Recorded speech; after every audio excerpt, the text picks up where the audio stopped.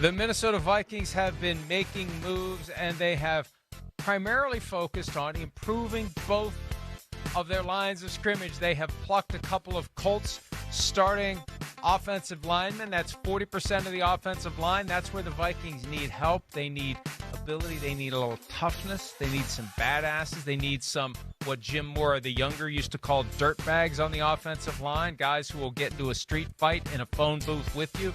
Defensive line, adding Jonathan Allen after he was cut by Washington, and now when Javon Hargrave is officially released later today as a post-June 1 cap savings move, they're going to sign Javon Hargrave. And look, I mean, these aren't young ascending players. These are established veterans that you plug into the machine and you hope can help make you better on the fly, address areas of weakness on the fly. Yeah, that's what it is. And I think ultimately, right, as we've addressed Minnesota so much over the last few years where it's been a real good defense, but not a great defense, and I think it's not been a great defense because of the talent hasn't been there. I think we all feel, I think a lot of the NFL feels that, Brian Flores has been covering a lot of holes with his genius, his creativity.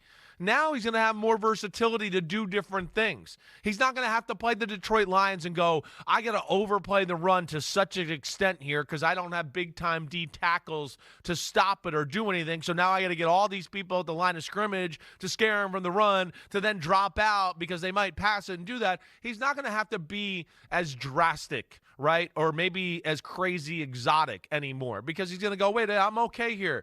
Now I can just, my D tackles will hold it down, and I'm going to double Amon-Ra St. Brown right here instead of worrying about getting that safety down in there to stop the run. So, I like it. I like it, and you said it right as far as the offensive line is concerned. That was our one issue with them, right? You brought that up. They pass protect well. They throw the ball well, but it doesn't seem like they're the type of team when they need to run up the middle for 4, they can ever do it. And hopefully that, with these additions, this makes them a different team. And as we know, in the NFC, with the Lions, with the Eagles, you better be good up front. That's the litmus test because they beat the shit out of everybody up front. And if you want to hang with them, you better be able to have some dudes up there. It's not the sexiest part of roster construction, but it is critical. Offensive line, without it, your offense can't do anything. Look at the Texans. Defensive line, because it's impossible to adequately disrupt an opposing offense unless you've got the guys who can get through the other team's blockers. And the Eagles are doing it now better than anyone on both sides of the ball, which is why they won a Super Bowl, and it's why we would look at them right now and say, there's a good chance they're going to win another one. Right. They're that. The team that's been the best team in the regular season the last 2 years, and the AFC has that. The Ravens are that team. They're big up front. Everybody knows when you talk about it. So, again, I think if you want to mess with the big boys, you better be able to do some of that stuff there, and that's what's cool to see with Minnesota, what they're doing, and back to the conversation of, like, damn, they're kind of good. Damn, they're kind of ready. Damn, they look like a team that – is it crazy to think that if they had a really good, proven quarterback to put them in the Super Bowl conversation? No, not really. Oh, Aaron Rodgers, Mike Florio's on line 2. Yeah, why did you have to bring it back? I got it. We're going to keep it going until I'm told otherwise.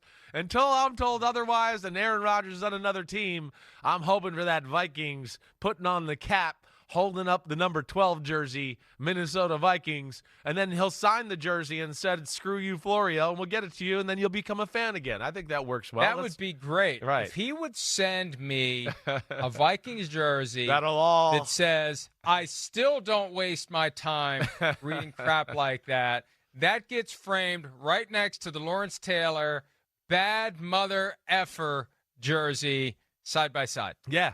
Side by side, and you got to root for him if he does that. If you got to root for him, he's not signing the jersey then. I don't want it to happen. I don't want it to happen. I don't think it's good for the team, short term or long term. Let's see what J.J. McCarthy can do. I think is in the Vikings' best interest. They believed in him enough last year to make him the 10th overall pick. They traded up a spot to get him because they thought maybe the Broncos were going to leapfrog him. The Broncos were quietly waiting for Bo Nix, as they tell it.